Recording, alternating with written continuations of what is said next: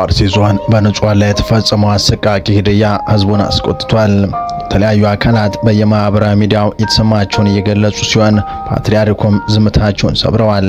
ነገር ግን ምዕመኑ በሲኖዶስ ላይ ቁጣውን እየገለጸ ሲሆን እኛም የፓትርያርኩን መግለጫ የምዕመናኑን ቁጣ ቤተክርስቲያኗን ስላሳዘነው የዞንና የወረዳ አስተዳደሩ ምላሽ አክለን ይዘን ቀርበናል። በሌላኛው መረጃችን ደግሞ አሜሪካና ኢራን ዳግም ወደ ግጭት የገቡ ሲሆን ኢራን ለተፈጸመባት ጥቃት አጸፋዊ ኩዌት ላይ እርምጃ መውሰዷን ጨምረን ይዘን ተገኝተናል። ሰላም ጤና ይስጥልን ወደ ፋስት ዴይሊ ተከታታዮች፣ የዚህ ቻናል ቤተሰብ ካልሆናችሁ ቻናሉን ሰብስክራይብ እያደረጋችሁ ቤተሰብ ሁኑ እያልን የቻናሉ ቤተሰብ ከሆናችሁ ደግሞ ተደራሽነታችንን ታሰፉ ዘንድ ፕሮግራሙን ላይክና ሼር እንድታደርጉ እየጋበዝን ወደ ዝርዝር መረጃዎች ተሻገረን። እስከ ፍጻሜው አብራችሁ ቆዩ።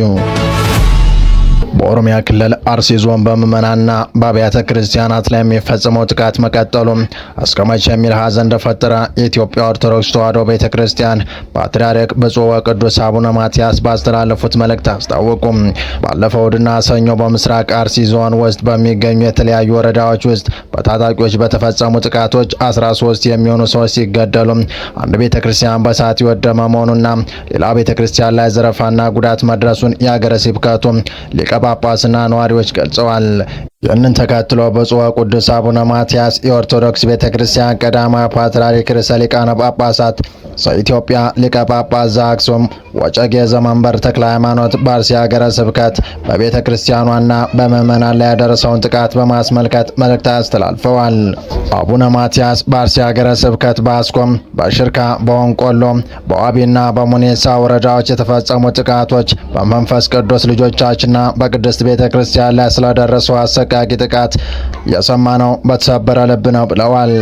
በጥቃቱ በርካታ ምዕመናን በግፍ መስዋዕትነታቸውና በመቶዎች የሚቆጠሩ ወገኖቻችን ከቀያቸው መፈናቀላቸው ቤተ ክርስቲያናችንን በእጅጉ ያሳዘነ ክስተት ነው ያሉት ፓትርያርኩም በአርሲ ምድር በተደጋጋሚ የሚስተዋለው በደልና ግፍ በሁላችንም ልብ ውስጥ እስከ መቼ የሚል የቁጭትና የሐዘን ጥያቄን ፈጥሯል ብለዋል።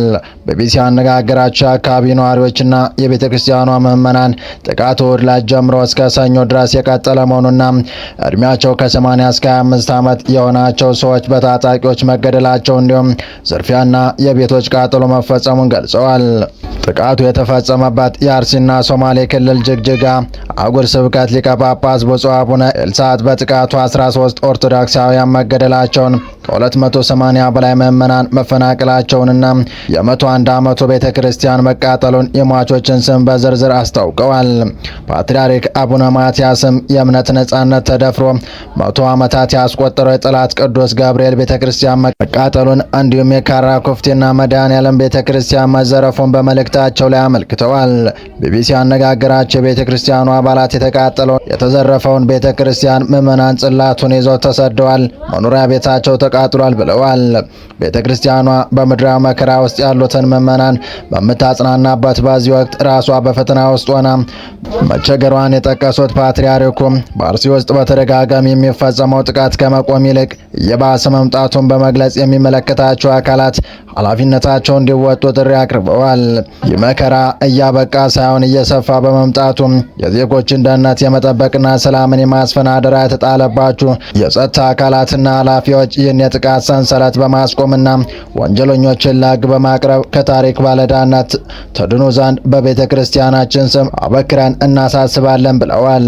ከቀናት በፊት የተከሰተውን የበርካታ ሰዎች የጠፋበትና መፈናቀል ያስከተለውን ጥቃት በተመለከተ ከፌዴራል መንግስቱ ከኦሮሚያ ክልል አስተዳደርም ሆነ ከዞን ኃላፊዎች እስካሁን የተባለ ነገር የለም። ቢቢሲ በደረሰው ጥቃት ላይ መረጃ ለመጠየቅ ለኦሮሚያ ክልል ኮሚኒኬሽን ቢሮ ኃላፊ አቶ ኃይሉ አዱኛና የክልሉ ሰላምና ጸጥታ ቢሮ ኃላፊ አቶ አራርሳ መርዳሳ በተደጋጋሚ ቢደውልም ስልካቸው ባለመነሳቱ ምላሽ ማግኘት አልቻሉም። ቢቢሲ አፋን ኦሮሞ የአርሲ ዞን ኮሚኒኬሽን ጽህፈት ቤት ኃላፊ የሆኑትን አቶ ሰሪ ወጌን ስለተፈጸመው ጥቃት ማክሰኞ አመሻሽ ላይ ላቀረበላቸው ጥያቄ እስካሁን የደረሰ መረጃ የለም፣ እናጣራለን የሚል ምላሽ ሰጥተዋል።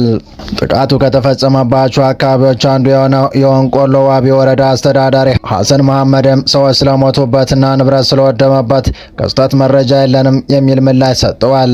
ከጥቃቱ ጋር ስሙ እየተነሳ ያለው የኦሮሞ ነጻነት ሰራዊት በሰሜን አሜሪካ የሚገኙት የቡድን ቃል አቀባይ መሆናቸውን የሚገልጹት ጄሪኛ አያና ምላሽ እንዲሰጡ ቢቢሲ በጽሁፍ መልእክት ጥያቄ ያቀረበ ሲሆን ዘገባው እስከወጣበት ጊዜ መልስ አልሰጡም። በቀጣይ መረጃ የኢራን ድሮኖች የኩዌት አውሮፕላን ማረፊያ ረቡዕ ማለዳ ጥቃት መፈጸማቸውን ተከትሎ በረራዎች መቋረጣቸው ተገለጸ። በኩዌት የአውሮፕላን ማረፊያ ላይ ጥቃት የተፈጸመው ቴህራንና ዋሽንግተን አንዳቸው በሌላኛቸው ላይ ጥቃት ከፈጸሙ በኋላ ሲሆን በርካታ ሰዎች መጎዳታቸውም ተገልጿል። ሁለት የኢራን ዜና ወኪሎች ቴህራን የተኩስ አቁምን ለማራዘም ከአሜሪካ ጋር የምታደርገው ንግግር ማቋረጧን ማክሰኞ ዕለት ዘግበዋል። ትራምፕ ግን ዘገባውን አጣጥለው ንግግሮች እየተካሄዱ ናቸው ብለዋል። የኩዌት መከላከያ ቃል አቀባይ ብርጋዴር ጀነራል ሳውድ አብዱልአዚዝ አልኦታቢ በርካታ ጥቃት ፈጻሚ ድሮኖች የኩዌት ዓለም አቀፍ አውሮፕላን ማረፊያ የመንገደኞች ማስተናገጃ ኢላማ ማድረጋቸውን ጠቅሰዋል። በጥቃቱ የመንገደኞች ማስተናገጃው ክፉኛ መጎዳቱን የገለጹ ሲሆን በርካታ ሰዎችን አቁስሏል ብለዋል።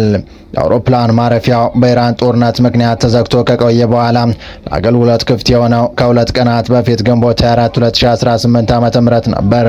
ባለፈው ሳምንት ማክሰኞ የአሜሪካ ጦር ኢራን በኩዌትና ባህሬን ላይ ጥቃት መፈጸሟን ጠቅሶ በወታደራዊ ተቋማት ላይ አጸፋ ምላሽ ድብደባ ማካሄዱን አስታውቋል።